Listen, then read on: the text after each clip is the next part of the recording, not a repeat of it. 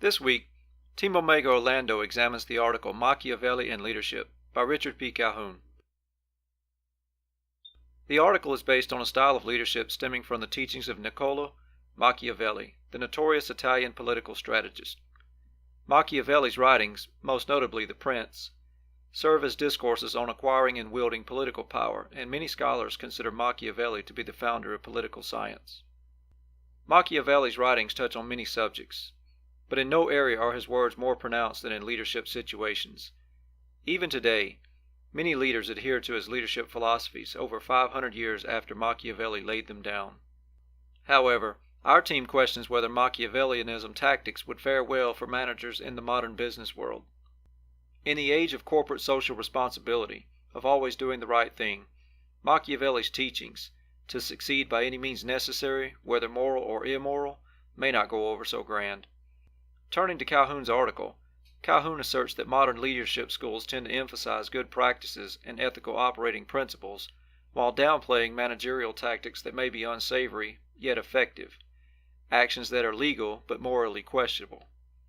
Calhoun contends that modern organizational leaders operate more along the lines of Machiavelli's teachings than anyone cares to admit, and he argues that scholars should re-examine the realities of business interactions, focusing on what is rather than what should be. Calhoun introduces his reasons for Machiavelli's lasting impact by first presenting a quick examination of his life. Machiavelli was born in Florence, where his youth included training in classical history. From 1498 to 1512, he held numerous diplomatic assignments throughout Italy, France, Spain, and Western Europe. He spent the years from 1512 to 1527 largely writing in exile. While in exile, he completed his most famous work, The Prince, and his discourses on Livius.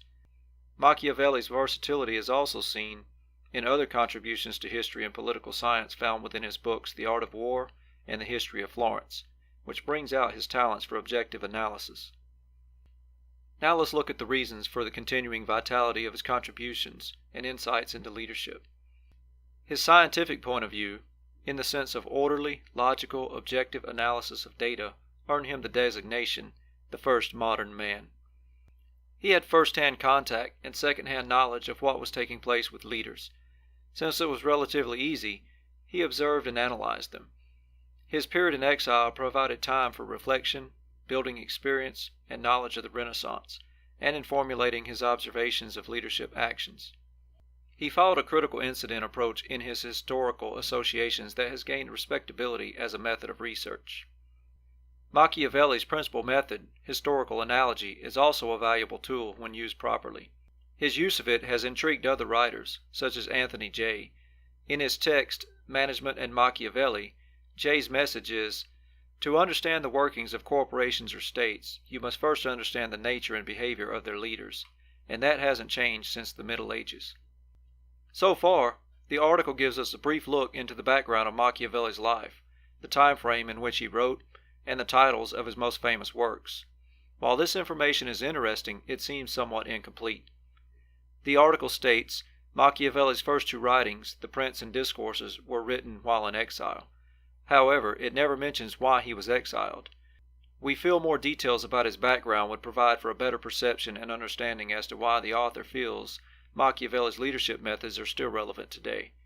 The author does provide some reasons as to why Machiavelli's methods have lasting impact, but they are a bit vague as well, and in some cases lack clarity.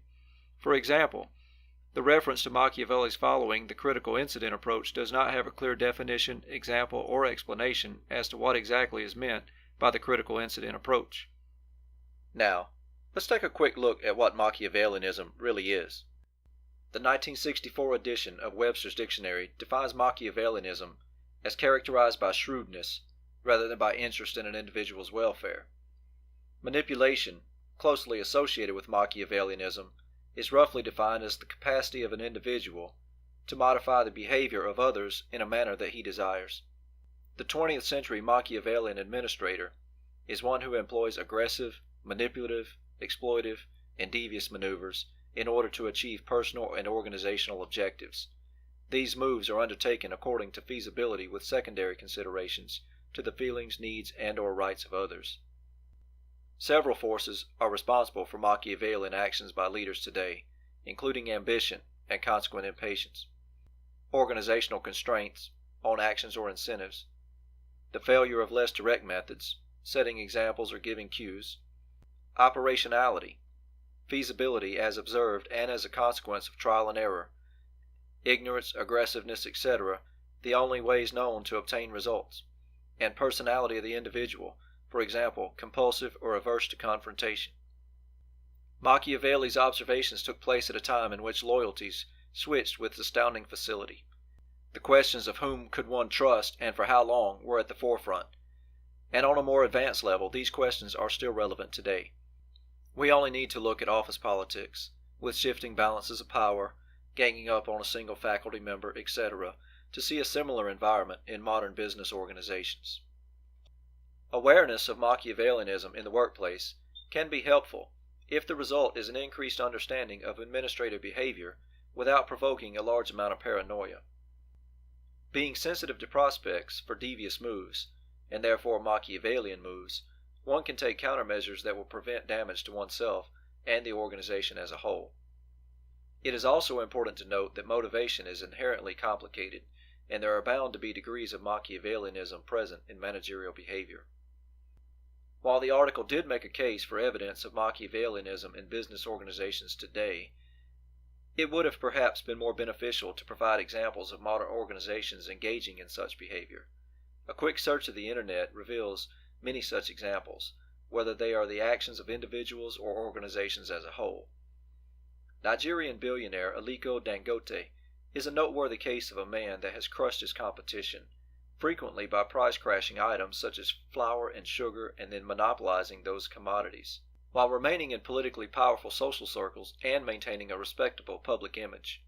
Here we see a man who has epitomized some of the key points from The Prince, and we may wonder if the credit for his success lies in the teachings of Machiavelli.